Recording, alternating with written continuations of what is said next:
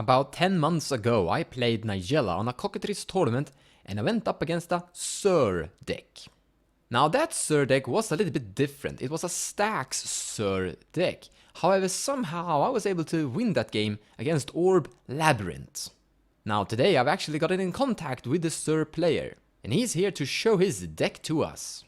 His Mana Denial, Land Destruction, Mana Vortex Zur deck.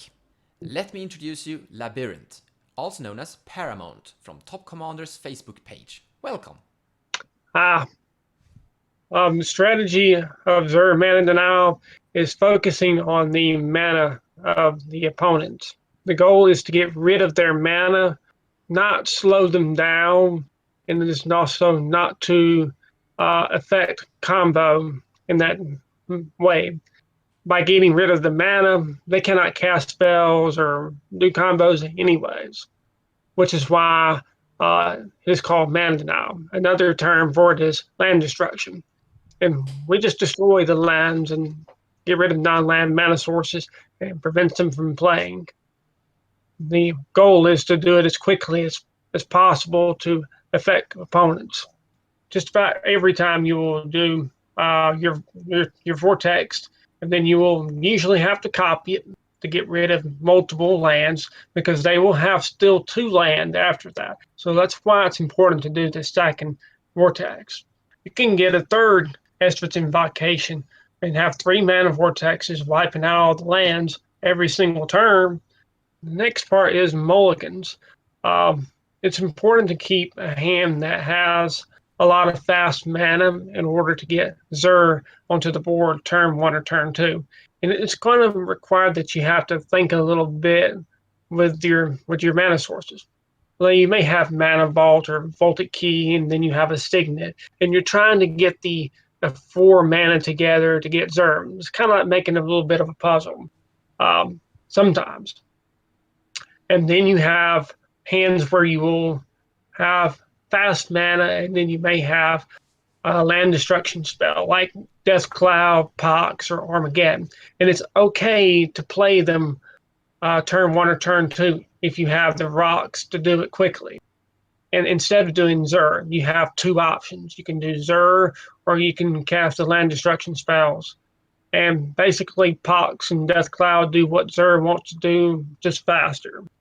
Okay, so there's an additional part to mulligans, and that is with the support stacks like Curse Totem, Everflowing, Chalice of the Void, and then you have your spheres like Thalia, Wingmare, and Chancellor of the Annex, which you play them whenever you have the opportunity to play them, as long as you have the fast mana as well. You must have the fast mana. You cannot do something like keep a hand with Ancient Tome and Curse Totem and not be able to get Zur out turn 1 or turn 2, or be able to cast a land destruction spell turn 1 or turn 2. That's not okay, because you'll lose that game long term. Might temporarily stop the mana doors or a combo, but long term you're going to lose that game. Okay, the next phase is what happens after the Mana Denial or land destruction takes in effect. If we go the Zur route, that's the long route. We'll do the short one first. Let's say you cast Death Cloud turn 1 or turn 2 and you wipe out everything. Next, you put Zur into the board. And then Zur will skip what it usually will get. You will go for Roar of Silence or Grasp of Fate, and then go Necropotence, rebuild, and win the game. Then the other route, with Zur, you'll get Mana Vortex, copy Enchantment, copy Mana Vortex to get rid of colored mana sources as quickly as possible.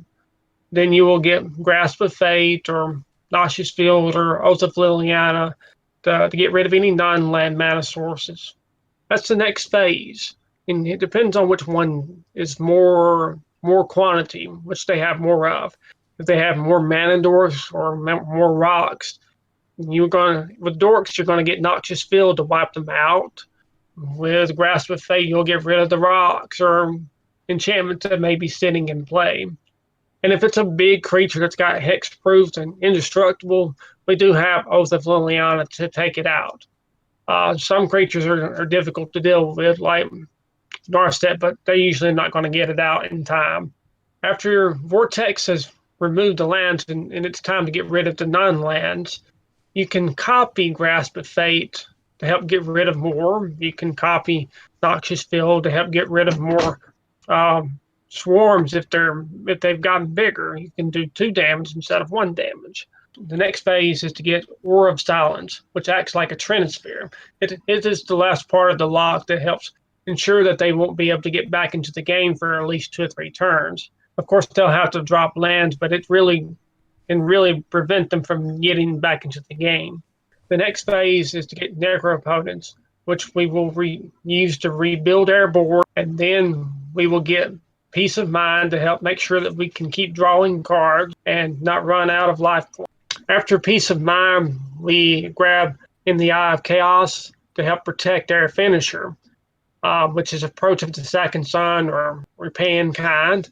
In the Eye of Chaos prevents opponents from interacting with a finisher with counter spells that are free, like Force of Will. The reason I chose Approach of the Second Suns and Repaying Kind as my win conditions is because they are slot efficient and they're effective. They end the game with minimal use of card slots because the deck has to do a lot already. So I want to keep it very slot efficient. I don't. The high cost of the spells is irrelevant because we use them so late in the game and we're rebuilding the board with necroponients. It's never an issue. And because the focus of the deck is to lock them out, that's why I don't play Doomsday or Ad Nauseam, because we're working for a long-term approach. So a normal Zur deck usually ramps out and gets Necropotence in play with a Zur, while your deck, your Mana Denial Zur, gets Mana Vortex as the first enchantment. Yes. The reason why is because we're taking a proactive approach that's more interactive right off the bat. It's faster than relying on Necropotence, because it's Necropotence trying to win through Shimmermere, and that can be kind of loose. Opponents can still interact, they can still counter it. And so it's easier to approach them with Mana Vortex and some spears and try to stop them that way. It's faster, it's more interactive. So I noticed that you don't play Energy Flux inside your deck, but wouldn't Energy Flux be quite good inside this deck? No, it would be really bad. It's anti-synergistic with the deck. The deck does not want to play Artifact Hate. It wants to play one-sided Artifact Hate like Crackdown or Grasp of Fate. We need to keep our Artifact mana if possible. And cards like Null Rod and Energy Flux, they hurt the deck. How about this other stacks variant, Rule of Law effect, such as Eidolon of Rhetoric, where your opponents are only allowed to cast 1 spell each turn? Is this also a not include? Yes, it's not included because we wish to play lots of artifact mana quickly, and also because it really doesn't do anything to affect opponents. They generally are already going to play 1 spell per turn, so when you step back and take a look at it from the bigger view, it's really not doing any good at all. How about Lavina? Is there anything you want to say about her? Sometimes we'll have her already in hand, and we get rid of their lands, then she becomes very powerful and locks them out in much easier and faster way. And then whenever we don't have her in hand, then we draw her off Necropotence when we're finishing up the game. The way it works is it just sort of helps solidifies that lock with Aura of Silence. I've noticed that in your deck, you don't play Rest in Peace. Yes, that's because the deck focuses on hitting their mana to keep them from comboing off. That way that we don't need to drop Rest in Peace, which is something that's narrow and it's not going to affect all of the opponents and keep them all from playing the game like you would with land destruction, with the Mana Denial strategy. In other words, if everything is going according to plan, we're not gonna need Rest in Peace, and the Rest in Peace could be a dead card inside our deck. Exactly. How about these other tax cards like Talia, Trin Sphere, and Sphere of Resistance? They demands a more mana cost to cast spells. That's right. First of all, Zur you're mostly a creature-based approach, and it's not necessarily built around spells. So playing Thorns is fine. And later in the game, Necro opponents will pay for the taxes anyways. I used to run Spear of Resistance, but I cut it because it hinders the casting of Zur. And it's better to just run Thorns and do with that. And then for Trinisphere, since Zur is a 4 mana spell, Trinisphere early does not hurt the deck at all, and basically makes it faster and easier to do the lock.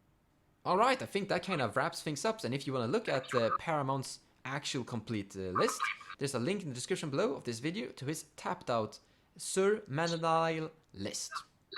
Thank you so much, Paramount, for actually helping us with this. Thank you. Thank you so much for watching, and I hope you enjoyed the video. If you like what I do, consider subscribing or even share my videos. Or you can also support me on Patreon.